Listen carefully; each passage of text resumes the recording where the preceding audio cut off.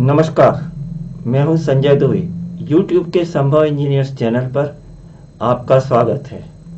इस लेक्चर में हम Madhya Pradesh state engineering service अर्थात एई सिविल 2022 की परीक्षा और एसएससी जेई 2023 की परीक्षा के लिए रेलवे इंजीनियरिंग जिसका टॉपिक रहेगा ब्लास्ट, उसकी स्टडी करेंगे। इस लेक्चर में हम थ्योरी का क्विक रिव्यू करेंगे और बहुत सारे मल्टीपल चॉइस क्वेश्चंस को सॉल्व करेंगे।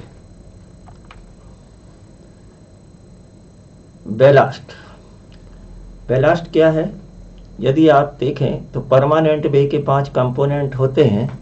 उसमें सबसे ऊपर रहती है रेल के बाद स्लीपर और स्लीपर के नीचे रहती है बैलास्ट और उसके नीचे रहती है आपकी फॉर्मेशन या सब ग्रेड। और स्लीपर और रेल को जोड़ने के लिए फिक्सचर्स का यूज करते हैं। तो बैलास्ट जो है हमारे स्लीपर, यहाँ पे स्लीपर को दिखाया गया है। स्लीपर के नीचे और चारों तरफ हम परमानेंट वे में स्लीपर को चारों तरफ से और स्लीपर के नीचे भी क्या करते हैं, बैलास्ट की पैकिंग करते हैं। बैलास्ट का जो मेन फंक्शन है वो क्या है? बैलास्ट जो है स्लीपर से लोड को फॉर्मेशन को ट्रांसफर करती है और दूसरा काम क्या है, इलास्टिसिटी को मेंटेन करती है। अब जो डेफिनेशन है, यदि हम स्लीपर के नीचे, ये स्लीपर का जो बॉटम है इसके नीचे भी बैलास्ट रहती है और इसके यदि रैमिंग प्रोसेस कर रहे हैं या कॉम्पैक्शन कर रहे हैं तो इस प्रोसेस को बोलते हैं पैकिंग। इसके अलावा बैलास्ट जो है स्लीपर के चारों तरफ भी रहती हैगी और इस लेयर के जो पैकिंग के ऊपर वाली लेयर और लूजली फिल्ड रहती है स्लीपर के, उसको बोलते हैं बॉक्सिंग।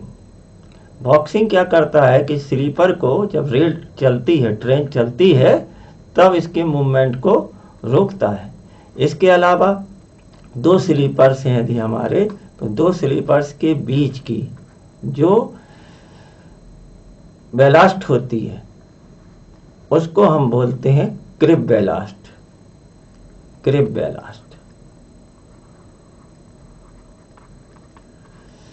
फंक्शंस ऑफ बैलास्ट क्या है? बैलास्ट किस काम में यूज होती है परमानेंट वे में?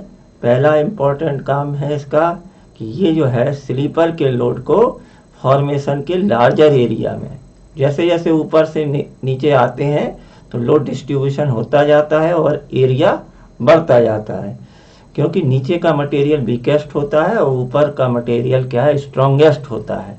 तो नीचे के मटेरियल में ट्रांसफ़र करने के लिए हमको एरिया को बढ़ाना होगा। तो इसके अलावा इलास्टिसिटी प्रोवाइड करती है जिसकी वजह से शॉक को एब्जॉर्ब करते हैं।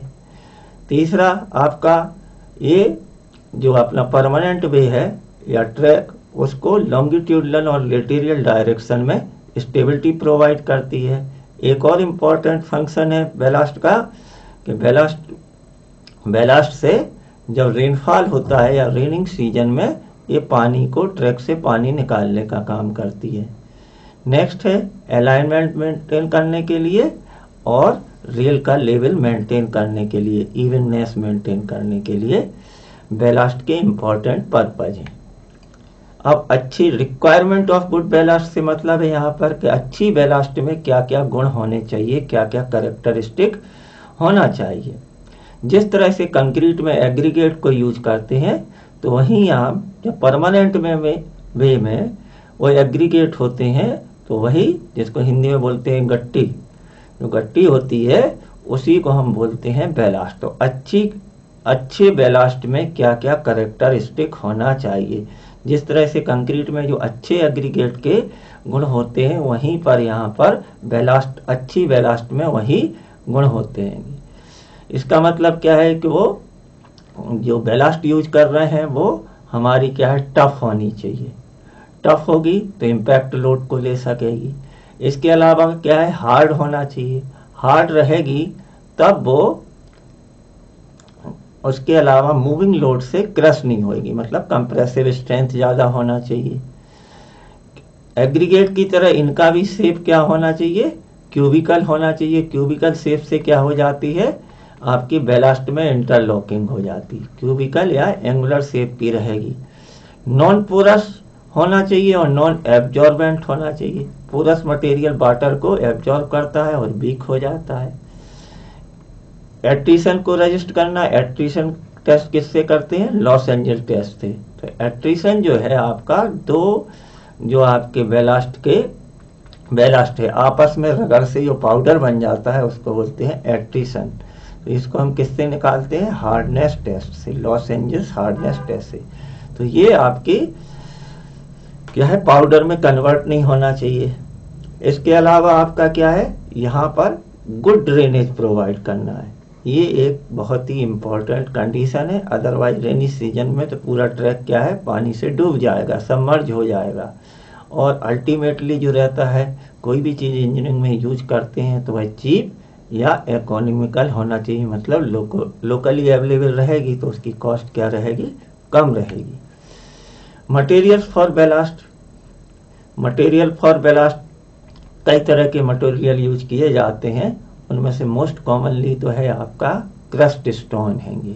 इसके अलावा ग्रेवर्स, कंकर, ब्रिक, बैलास्ट, सैंड, मोरम, बैलास्ट फर्नेस स्लैग, सिंडर और सिलेक्टेड अर्थ का भी यूज किया जाता है। इनके अपने अपने कैरेक्टरिस्टिक हैं, अपने अपने गुण हैं, उसके हिसाब से इकोनॉमी के हिसाब से हम इनको यूज करते हैं। इसमें डीप स्टडी करने की ज़रूरत नहीं है, हमको इनको कॉमन सेंस से ही जवाब देना है। यहाँ भी हम सरफेसली पढ़ेंगे और बाद में एक टेबल दी हुई है तो टेबल में वहाँ से इसको देख लेंगे। अब सबसे अच्छी जो बैलास्ट होती है वो होती है स्टोन की, क्रस्ट स्टोन की। स्टोन कैसे होने चाहिए, जैसा अपन ने रिक्वायरमेंट में पढ़ा है कि हार्ड होना चाहिए, टफ, स्ट्रॉन्ग, क्लीन, और उसके फ्लैकी और एलोंगेटेड पार्टिकल, मतलब चिप्स टाइप्स और लंबे लंबे उनके क्रस्ट स्टोन नहीं होना चाहिए, पार्टिकल नहीं होना चाहिए। यदि हमारी इग्नियस रॉक होगी, जैसे कि बेसाल्ट है, ट्रैप है, क्वार्टिजाइट, ग्रेनाइट वगैरह हैं, तो इनसे बेस्ट अच्छी क्वालिटी की मिलती है। सेकेंडरी क्वालिटी की हमको लाइमस्टोन और सैंडस्टोन से मिलती है। अब यहाँ पर जो हम बैलास्ट यूज करेंगे वो ग्रेडेड होना चाहिए। ग्रेडेड मतलब उसमें सभी तरह के पार्टिकल होना चाहिए। मैक्सिमम साइज 5 सेंटीमीटर का होना चाहिए बैलास्ट में, और मिनिमम साइज 2 सेंटीमीटर से 5 सेंटीमीटर के पार्टिकल से बैलास्ट बनेगी। अब यदि हमको वर्केबिलिटी अच्छी चाहिए तो छोटी बैलास्ट का हम यूज कर सकते हैं, लेकिन ये क्या है, कॉस्टली रहती है। इसके अलावा ग्रेवर्स क्या होते हैं, ग्रेवर्स जो रिवर्स के फ्लो से रिवर बेड पर जो राउंडेड पार्टिकल्स होते हैं उन्हीं को बोलते हैं हम ग्रेवर्स। तो ग्रेवर्स हमको क्या करती है, आपकी ड्रेनेज क्वालिटी तो अच्छी प्रोवाइड करती है आपकी। इसके अलावा क्या है आपका, नेक्स्ट जो आ गया है कंकर्स। कंकर्स भी क्या होते हैं, आपके छोटे छोटे पार्टिकल्स होते हैं, और ये क्या है, सॉफ्ट होते हैं, स्टोन की तरह आपके हार्ड नहीं होते हैं। तो आपको इनको कहाँ पर यूज कर सकते हैं, मीटर गेज और नैरो गेज में इसका यूज कर सकते हैं। जब ट्रैफिक होता है तब इसमें क्या हो जाता है, ट्रैक आपका डस्टी, तो स्टोन को छोड़ करके बाकी जो हैंगे, कंकर हो, ब्रिक, बैलास्ट हो, इनसे ट्रैक आपका डस्टी हो जाता है, धूल जम जाती है। इसके अलावा मॉइस्चर के साथ में इन पर रेल में क्या है, सभी से क्या है, कोरोजिव एक्शन होता है। तो इनिशियल कॉस्ट रहती है लेकिन कम रहती है, लेकिन मेंटेनेंस कॉस्ट बढ़ जाती है। इसी तरह से ब्रिक बैलास्ट है। ब्रिक बैलास्ट में जब हम एग्रीगेट में भी हम ब्रिक एग्रीगेट यूज करते हैं, तो जो ओवरबर्न्ड ब्रिक होती है जिन्हें झामा ब्रिक्स बोलते हैं, उनको यूज कर सकते हैं। ये क्या रहेगा आपका, इन कॉस्ट में ये क्या है, चीपर हो जाएंगी, ड्रेनेज प्रॉपर्टीज अच्छी रहेगी, लेकिन ट्रैक क्या हो जाएगा, डस्टी हो जाएगा।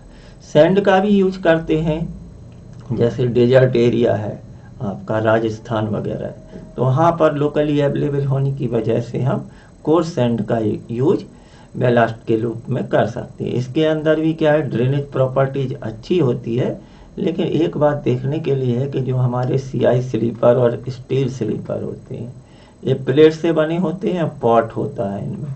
तो पॉट के नीचे यहाँ पर लार्ज साइज एग्रीगेट को इनके अंदर डालना क्या है या उनकी पैकिंग करना कठिन होता है। तो जो हमारे पॉट स्लीपर होते हैं उनके लिए सैंड अच्छी तरह से काम करती है। जब हवा चलती है तो ये सैंड क्या है, उड़ती है और आखिर क्या है, रेल्स पे आ जाती है।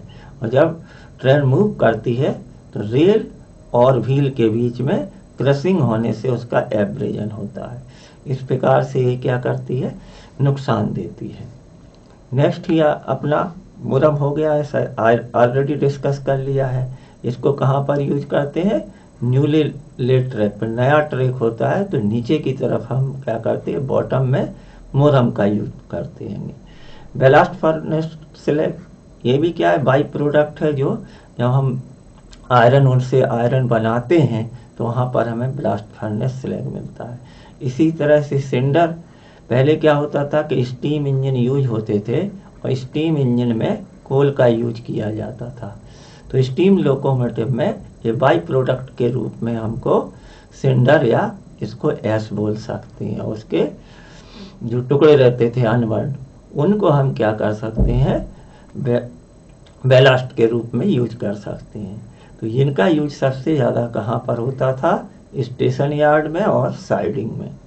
यहाँ पर क्या है, पानी की वजह से कीचड़ ना हो जाए तो इसमें क्या है, ये वाटर को रिटेन नहीं करता है, तो वहाँ पर अपना सिंडर यूजफुल रहता है। सिलेक्टेड अर्थ का मतलब होता है सबग्रेड या इम्पोर्टेड आपकी सॉइल। तो ये आपका बेस मटेरियल के रूप में काम करता है। नेक्स्ट हुआ अपना, अब यहाँ से इम्पोर्टेंट हो जाता है कि साइज ऑफ बेलास्ट, और जो हमारी टेबल हैं वो हमारे इम्पोर्टेंट रहती हैं। साइज ऑफ बेलास्ट किसके ऊपर डिपेंड करता है कि हम किस टाइप का स्लीपर यूज कर रहे हैं और उसकी लोकेशन क्या है। लोकेशन का मतलब है कि मेन ट्रैक पर यूज कर रहे हैं या पॉइंट एंड क्रॉसिंग पर कर रहे हैं। तो यदि वुडन स्लीपर है, वुडन स्लीपर और स्टील स्लीपर में डिफरेंस क्यों होता है, क्योंकि ऐसे स्लीपर जो फ्लैट होते हैं, जिनका बॉटम फ्लैट होता है। तो वुडन स्लीपर और प्री स्ट्रेस्ड कंक्रीट स्लीपर होते हैं, वो हमारे क्या है, इनका बॉटम फ्लैट होता है। तो यहाँ पर हम लार्जर साइज के एग्रीगेट यूज कर सकते हैं। उनका साइज दिया हुआ है, बेलास्ट का साइज हमारा 5.1 सेंटीमीटर। यहाँ पर याद करने के लिए 5.1 सेंटीमीटर का मतलब होता है 2 इंच, ठीक है। अब स्टील स्लीपर जो होते हैं, इनके अंदर क्या है, पॉट का यूज होता है या चैनल होता है, तो वहाँ पर हम इसका साइज को थोड़ा सा कम कर देते हैं। तो ये हो जाता है 1.5 इंच हो जाता है, और 1.5 इंच को हम सेंटीमीटर में बोलेंगे तो ये हो जाएगा 3.8 सेंटीमीटर। इसी तरह जो स्विचेज होते हैं या पॉइंट एंड क्रॉसिंग है, यहाँ पर हमको प्रिसाइज लेवल मेंटेन करना होता है। और प्रिसाइज लेवल किससे मेंटेन कर सकते हैं, जब हमारा बेलास्ट का साइज छोटा हो।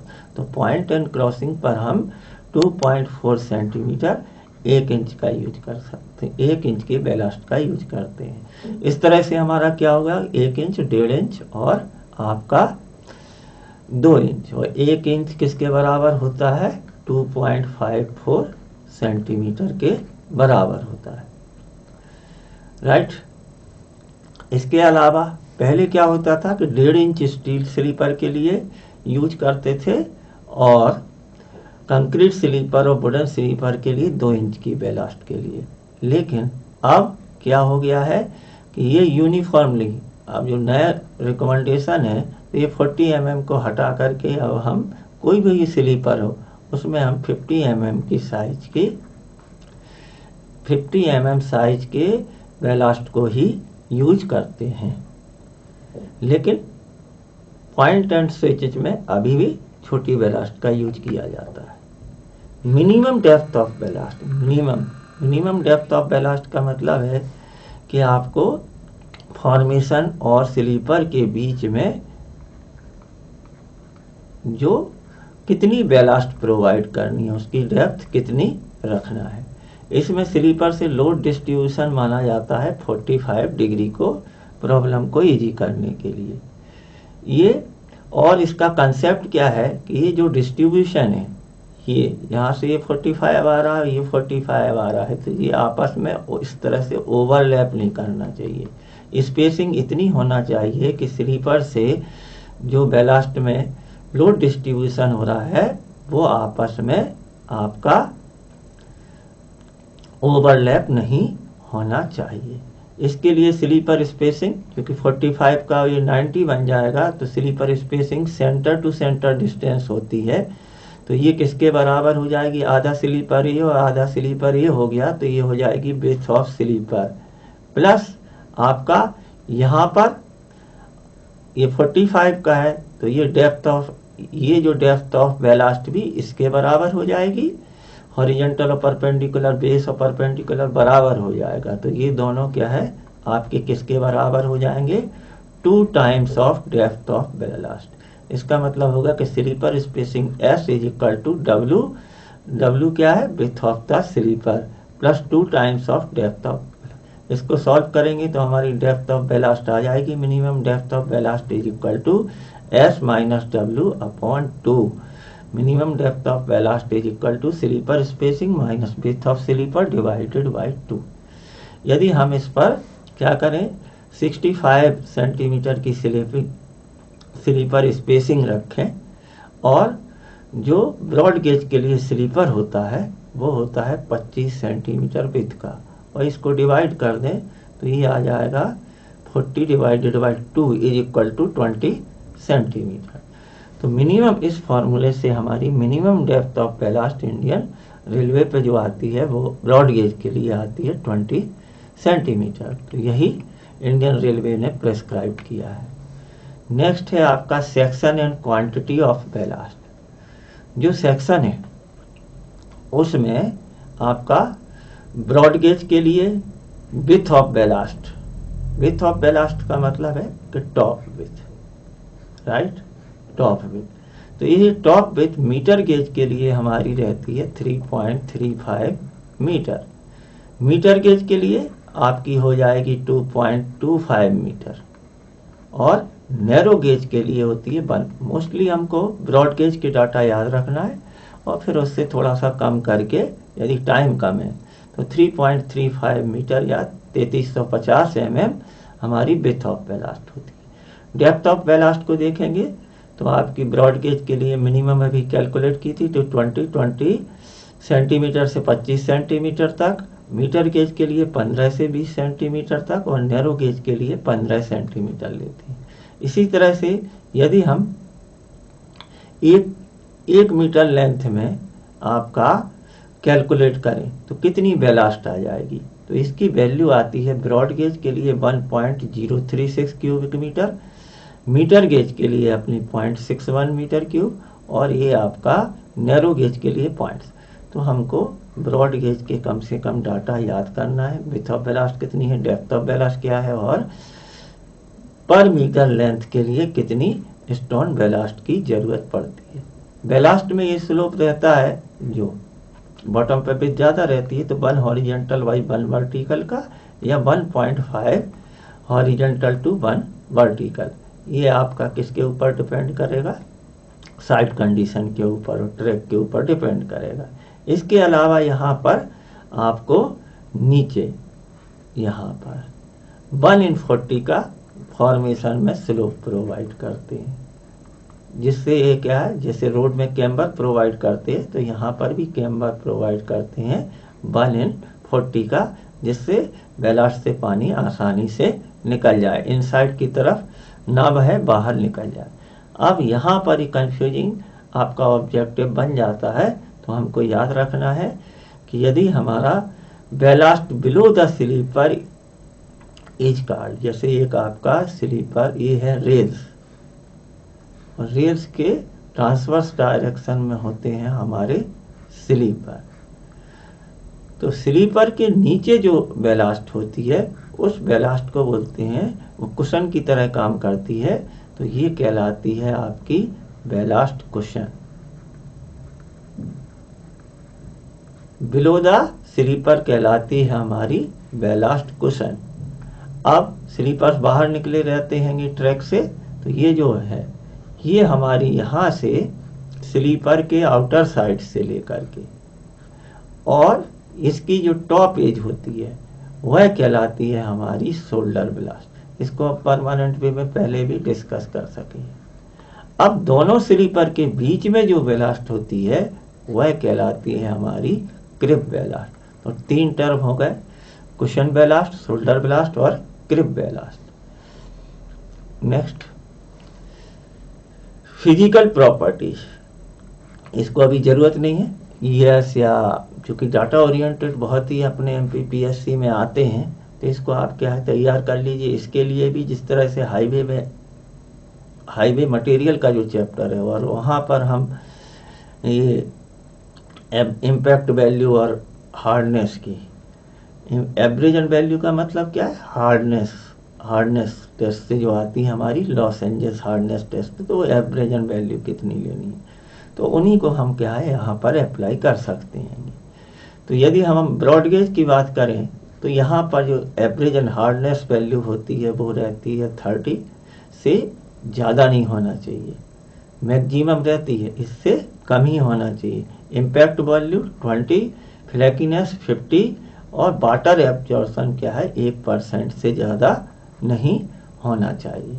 मीटर गेज में देखें तो एब्रेजन वैल्यू 30%, इम्पैक्ट वैल्यू 20, तो या हॉरिजेंटल भी देख सकते हैं कि ब्रॉड गेज के लिए 30 और नैरो गेज के लिए थोड़ा सा रिलैक्सेशन दिया है 35 के लिए।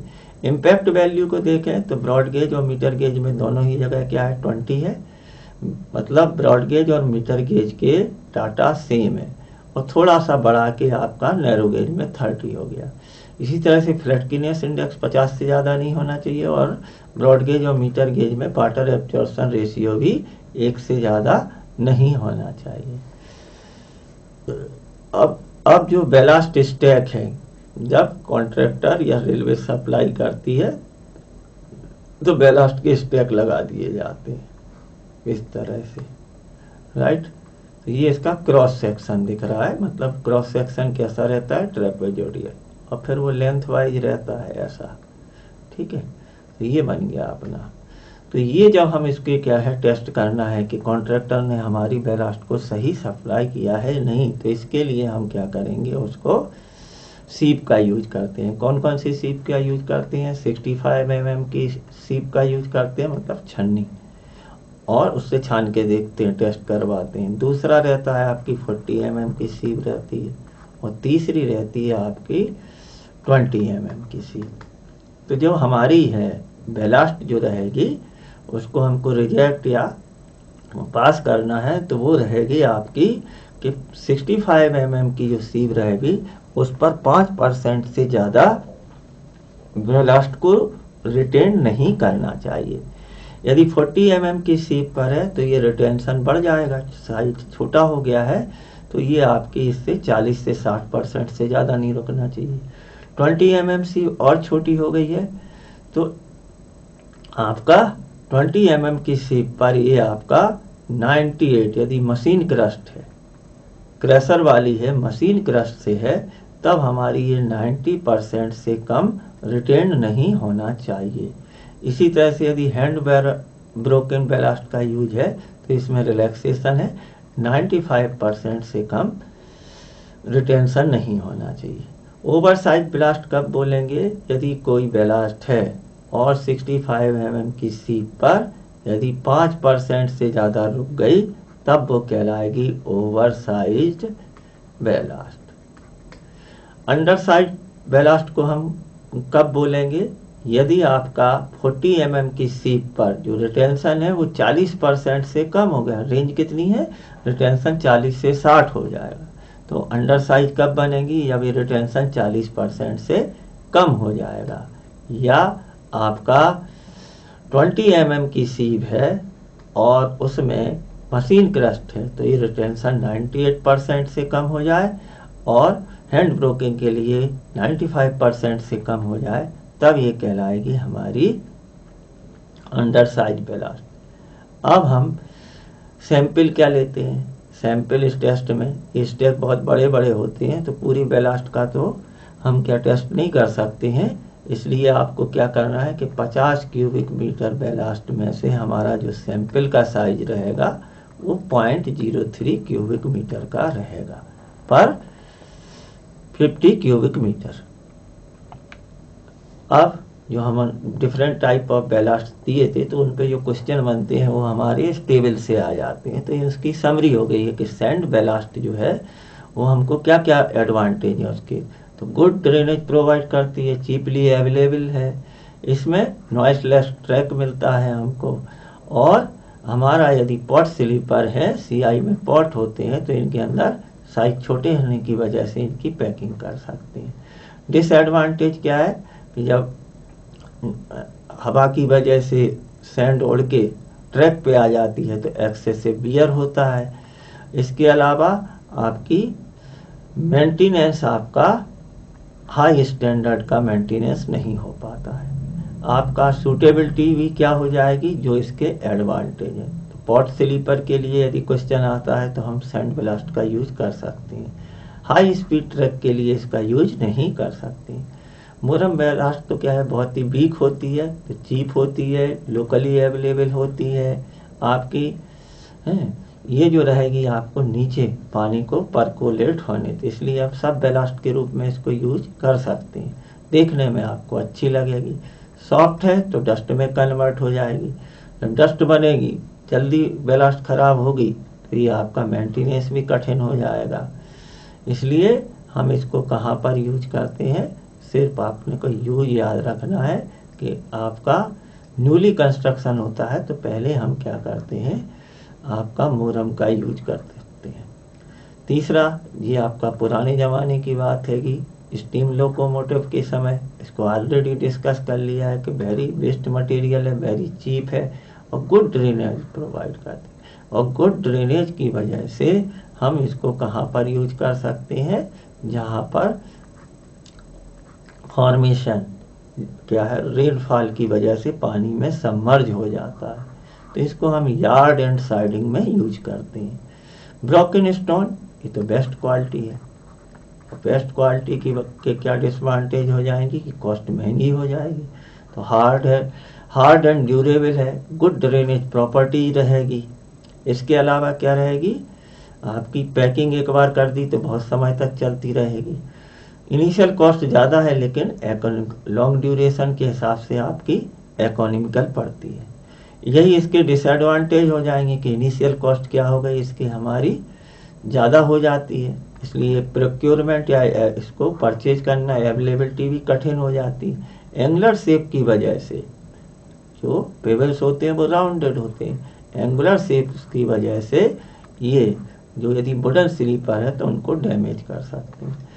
इसके अलावा कहाँ पर, हाई स्पीड ट्रैक के लिए आपका यूजफुल है। और आजकल ट्रैक मेंटेनेंस में हम पूरा का पूरा क्या है, मैकेनाइज्ड हो गया है, तो उसके लिए हमारी सिर्फ क्या है, स्टोन ब्लास्ट ही वो मशीन पैकिंग के लिए यूजफुल है। अब हम ऑब्जेक्टिव टाइप क्वेश्चंस को ले लेते हैं। तो जो थ्योरी पढ़ी है उन्हीं पर ऑब्जेक्टिव आते हैं। Given that the width of the sleeper is W, ये आपकी स्लीपर की विड्थ W है, और स्लीपर स्पेसिंग मतलब सेंटर टू सेंटर स्पेसिंग है S। Then depth of ballast, तो डेप्थ ऑफ बैलास्ट का फॉर्मूला पढ़ा था अभी, S minus W spacing minus width of, ये नोमेनकल्चर चेंज भी हो सकते हैं, S minus W divided by 2। तो ऑप्शन ए करेक्ट हुआ। नेक्स्ट, मैचिंग करनी है। मैचिंग करेंगे तो ये हमारा क्या रहेगा, रेलवे ट्रैक्स। रेलवे ट्रैक्स हमारा क्या करता है कि आपका hold entire transmit and distribution system, ये तो पूरा पूरा परमानेंट ये जो हमारा फंक्शन करता है, transmit and distribution system together up to the subgrade, मतलब रेल से लेकर सबसे, so the train can move with the desired speed. तो ये हमारा रेलवे ट्रैक का ऑब्जेक्ट है या फंक्शन है। रेल्स क्या करती है, रेल्स जो हमारी है आपका लोड को डिस्ट्रीब्यूट करती है, transmit wheel load, wheel load को, रेल जो है व्हील लोड को ट्रांसफर करती हैं कहाँ पर, स्लीपर को। तो transmit wheel load as girder on support system, मतलब स्लीपर को ट्रांसमिट करती है। नेक्स्ट हुआ हमारा बेलास्ट। बेलास्ट जो है आपका distribute axial stress, registered longitudinal and lateral shear stresses, और साथ में प्रोड्यूसिव डैम्पिंग इफेक्ट, मतलब जो रेलवे ट्रैफिक की वजह से वाइब्रेशन होते हैं उनको एब्जॉर्ब करने का काम करती है, इसको बोलते हैं डैम्पिंग इफेक्ट। इसके अलावा स्लीपर्स है। स्लीपर्स क्या करते हैं, हमारे आपके रेल से आए हुए लोड को, बेलास्ट को डिस्ट्रीब्यूट करते हैं, गेज को मेंटेन करते हैं और दोनों रेल के लेवल्स को भी मेंटेन करते हैं। इस तरह से ऑप्शन डी करेक्ट हुआ। नेक्स्ट हुआ which one of the following statement is correct regarding ballast used for railway tracks? The minimum depth of ballast for broad gauge section, ये जो हमारी ब्रॉड गेज सेक्शन के लिए है आपका 20 to 25 सेंटीमीटर, ये क्या है, करेक्ट है। The quantity of stone used, तो quantity of stone ballast required for 1 metre length of track, अभी किसके लिए, is 0.53 metre cube for broad gauge section. Broad gauge section के लिए हमने देखा था ये आपका 0.53 मीटर क्यूब नहीं है, ये है अपना 1.036 क्यूबिक मीटर पर मीटर, तो ये हो गया रॉन्ग।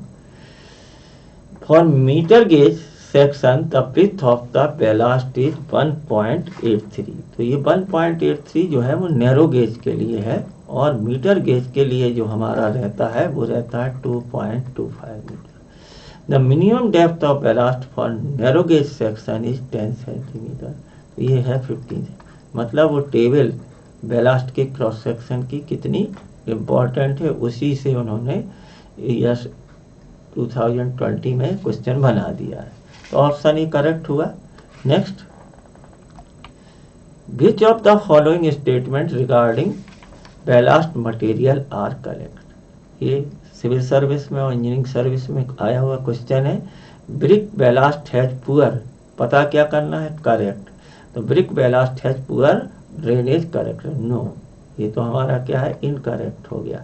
गुड ड्रेनेज करेक्टरिस्टिक होता है।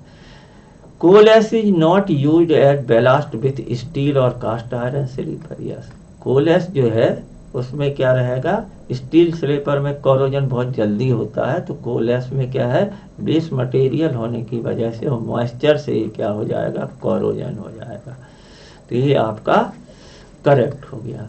Gravel ballast give better performance on soft formation, gravel क्या होते हैं, हमारे राउंडेड पेबल्स होते हैं रिवर बेड वाले, तो यदि हमारा फॉर्मेशन लेवल कैसा है, सॉफ्ट, तो यदि हम एंगुलर बेलास्ट यूज करेंगे तो ये पंच करके या पेनिट्रेट करके इसमें पंच हो जाएंगे, तो यहाँ पर हमारा ये क्या कर सकते हैं, यहाँ पर सॉफ्ट फॉर्मेशन है तो ग्रेवल बेलास्ट हमारा अच्छा परफॉर्मेंस दे सकती है। Sand ballast causes excessive wear on top rail, okay, sand ballast के तो ऊपर रेल के आते ही क्या होता है, एब्रेजन स्टार्ट हो जाता है, तो option 2, 3 and 4 are correct. Next, which one of the following characteristic of ballast make it suitable for use, कौन कौन से कैरेक्टर होना चाहिए, high resilience,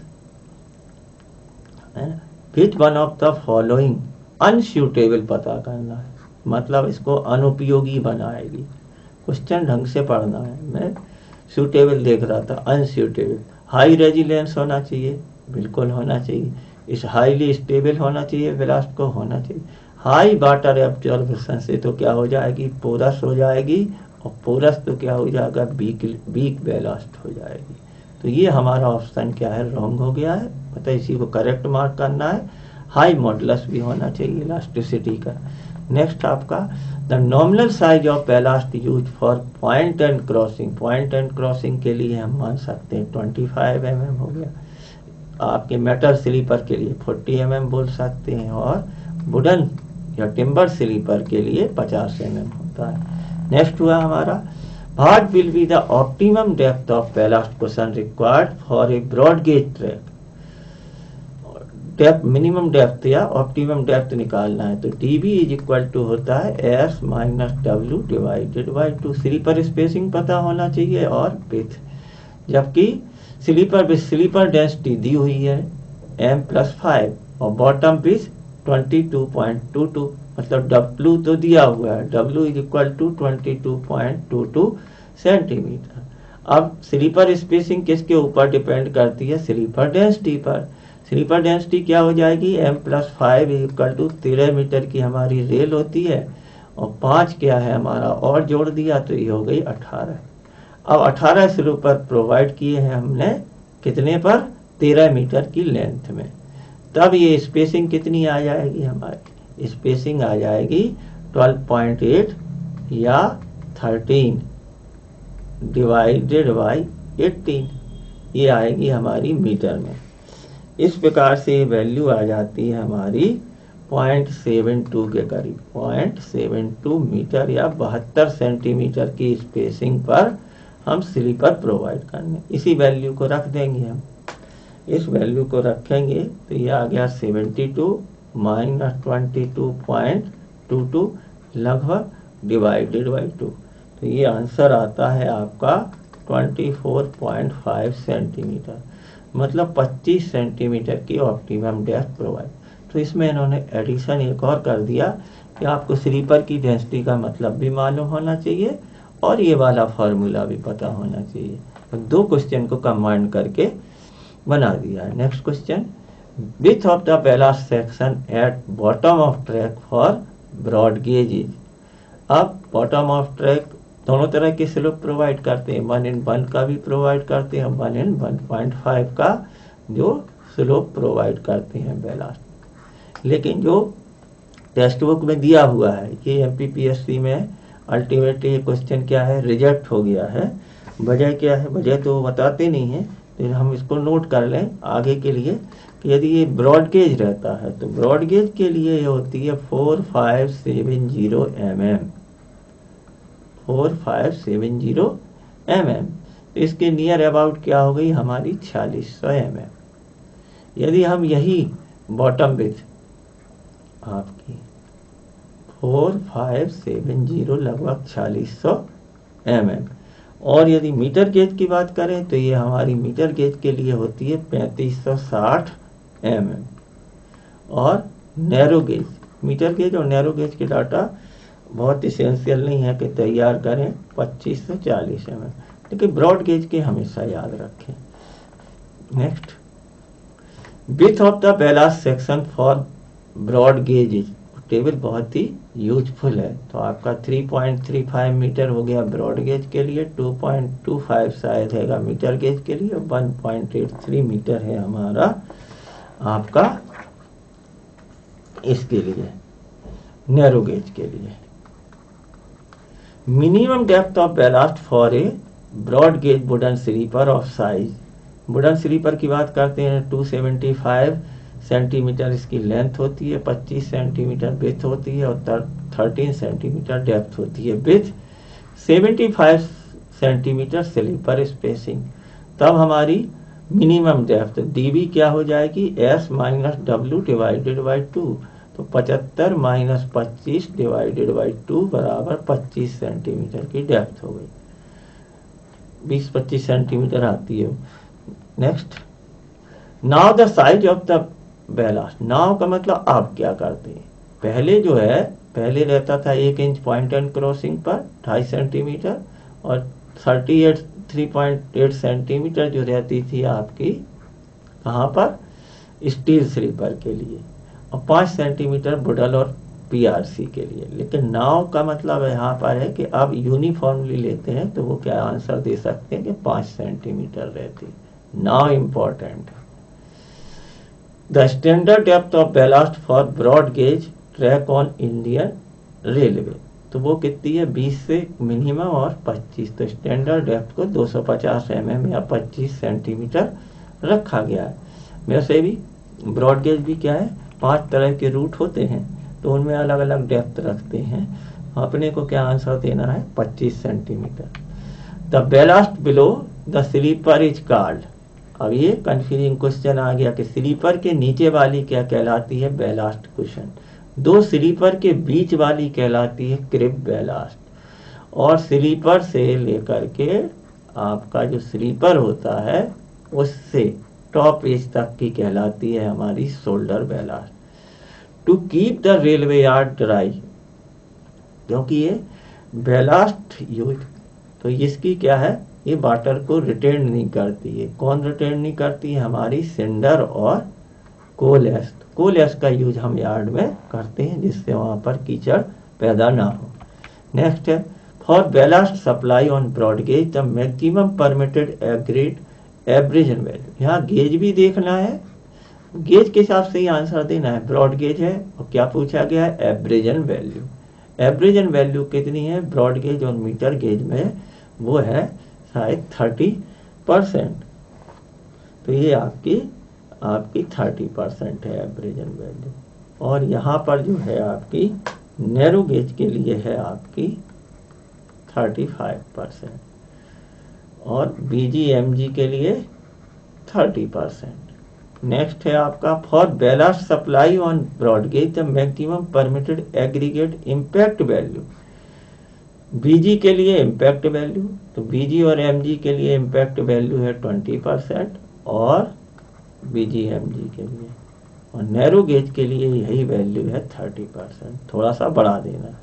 next question, the permitted range of percentage retention on 40 mm square mesh sieve in case of machine crushed ballast. ठीक है, machine crushed ballast के लिए जो है हमारा 65 पर, तो आपका 5 mm से ज़्यादा नहीं होना चाहिए। और आपका 40 mm की सीव है उस पर ये वैल्यू 40 से 60% के बीच होना चाहिए। तो मिनिमम कितनी रहती है आपकी, मिनिमम नहीं पूछिए, परमिटेड रेंज पूछिए। तो रेंज क्या है, 40 to 60%। Deficiency of ballast on LWR track during summer में रिजल्ट इन, समर के समय यदि बेलास्ट क्या करती है, पूरी रेल्स को अच्छी तरह से होल्ड करके पकड़ के रखती है। और जब समर या विंटर में एक्सेसिव क्या है टेम्परेचर वेरिएशन होता है, तो खासतौर से क्या है, विंटर में तो कॉन्ट्रैक्ट होगी लेकिन समर में क्या होगी, हीट की वजह से इसमें एक्सपेंशन होगा। और यदि ये स्लीपर को ढंग से पकड़ के नहीं रखेगी तो ये रेल क्या हो जाएगी, आपकी कॉलम की तरह बेंड हो जाएगी, और जिस प्रोसेस को बोलते हैं बकलिंग। और बकलिंग का अल्टीमेट रिजल्ट तो क्या हो जाएगा, ड्रिलमेंट। बहुत बहुत धन्यवाद। आपको ये सेशन पसंद आया हो तो आप क्या करिए, वीडियो को ज़रूर लाइक करिए। हमारा संभव इंजीनियर्स के ऐप को आप क्या करें, संभव इंजीनियर्स ऐप को अवश्य ही डाउनलोड करें। वहाँ पर आपको मध्य प्रदेश PSC के लिए complete study material, test series, videos, lecturers और फ्री मटेरियल भी बहुत सारा अवेलेबल है। बहुत बहुत धन्यवाद।